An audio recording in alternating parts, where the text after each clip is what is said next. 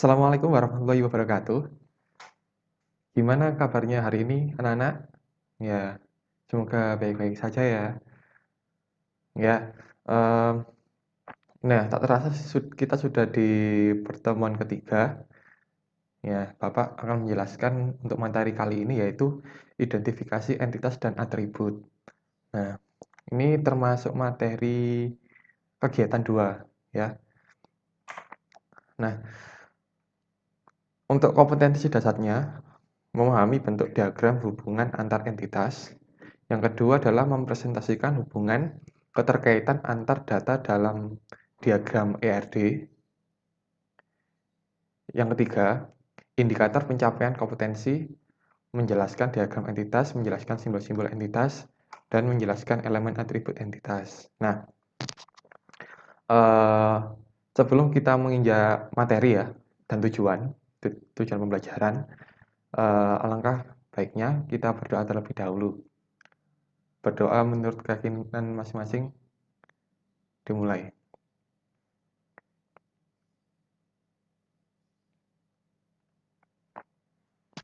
Selesai. Nah, Bapak lanjutkan lagi untuk yang tujuan pembelajarannya. Nah, Bapak mengharapkan dalam kegiatan pembelajaran kali ini, kalian dapat menjelaskan diagram entitas dengan baik. Yang kedua, kalian dapat menjelaskan simbol-simbol entitas dengan baik. Yang ketiga, kalian diharapkan dapat menjelaskan elemen atau atribut. Nah, pastinya dalam suatu entitas dan atribut pasti ada komponen yang namanya ERD. Apa sih yang dimaksud dengan ERD?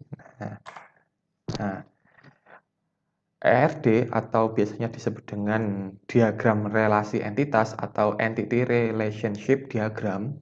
Nah, merupakan suatu diagram dalam bentuk gambar atau simbol yang mengidentifikasi tipe dari entitas di dalam suatu sistem yang diuraikan dalam data dengan atributnya. ERD menekankan ada struktur dan relationship data. Nah, untuk gambarannya dalam pengertian ERD ini, nanti Bapak akan jelaskan di slide berikutnya ya. Jadi, yang ditekankan pada ERD ini adalah suatu diagram dalam bentuk gambar atau simbol. Jadi, entitas dan atribut yang kalian buat nanti akan digambarkan dalam bentuk gambar atau simbol. Nah, untuk kemarin kan Bapak sudah jelaskan entitas dan atribut. Jadi untuk pengertian entitas dan atribut bisa dicek di materi sebelumnya. Nah, Bapak lanjutkan ya. Untuk komponen ERD, nah pastinya komponen pembangun ERD itu ada 3. Yang pertama adalah entitas, yang kedua adalah hubungan atau relasi, yang ketiga adalah atribut. Nah, Bapak ulangi lagi untuk entitas, merupakan sekumpulan data yang memiliki suatu informasi yang bermanfaat bagi penggunanya. Nah, entitas ini memiliki pasti istilahnya pokok dari sebuah informasi. Nah, entitas ini dapat berupa apa? Nah, berupa orang, benda, tempat, kejadian, dan konsep seperti yang Bapak jelaskan minggu kemarin.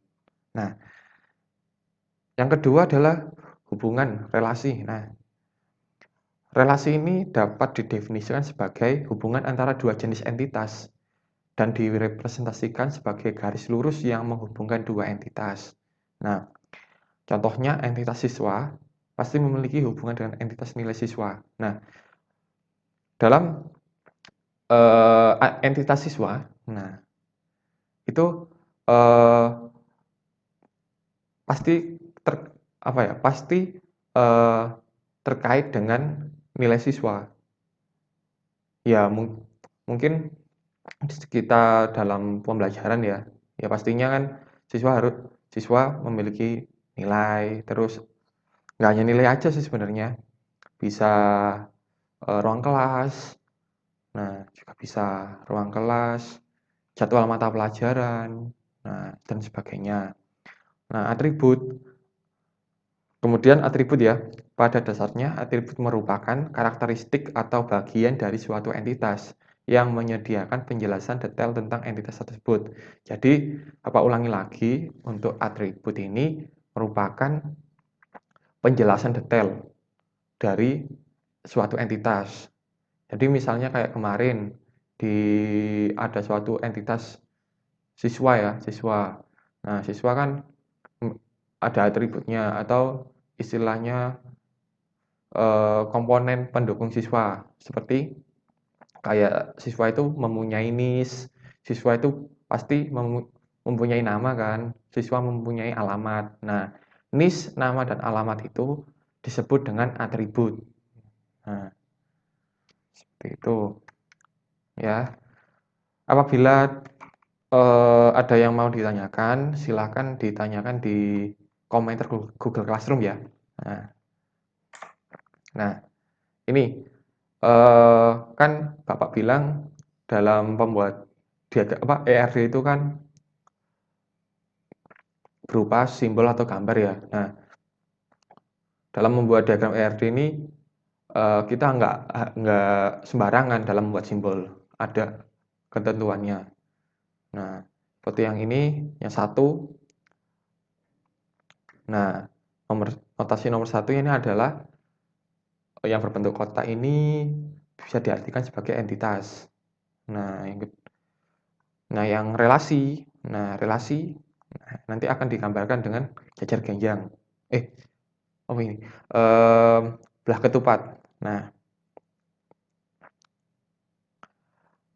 kalau yang dua, oh ya, yang dua ini entitas di dalam entitas. Nah, nanti Bapak akan jelaskan di pertemuan selanjutnya ya. Nah, terus yang atribut. Nah, atribut ini digambarkan dengan oval. Nah, seperti itu. Jadi, Bapak ulangi lagi, untuk entitas itu dinotasikan seperti gambar persegi panjang. Nah, itu namanya entitas. Nah, kalau kita akan membuat sebuah relasi antar entitas, itu relasinya digambarkan dengan notasi belah ketupat, ya. Kemudian kalau misalnya atribut, nah kita akan menggambarkan sebuah atribut dari sebuah entitas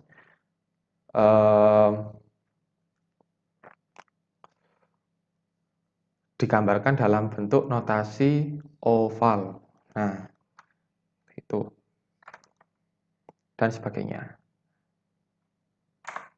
Nah, ini gambaran diagram ERD yang Bapak bilang tadi ya. Nah,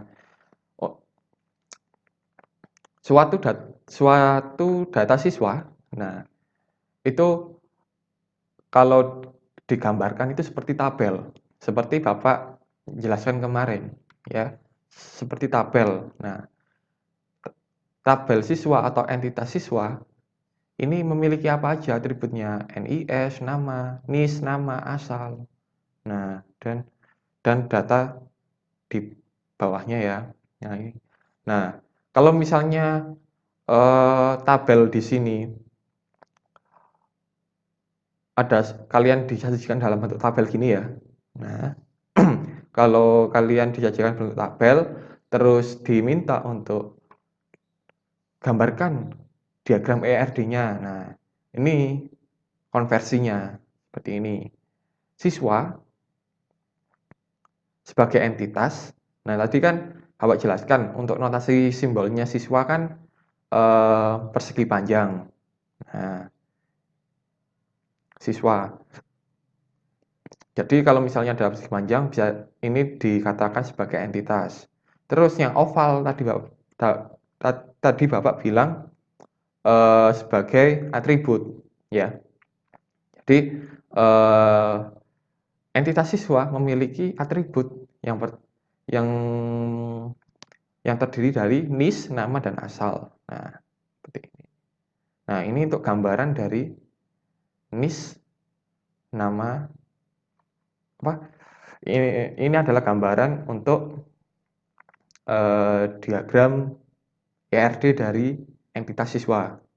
Nah, untuk relasi Bapak akan jelaskan di pertemuan minggu depan ya. Nah, seperti itu. Ya, sebelumnya apabila ada yang mau ditanyakan, silakan ditanyakan melalui Google Classroom. Nah, kalian jangan malu-malu ya untuk bertanya. Nah, ya, kalian tanya apa ya? Terserah wis, mau malam, siang, sore, nah kalau apa. Nah, Bapak akan jawab kok nanti.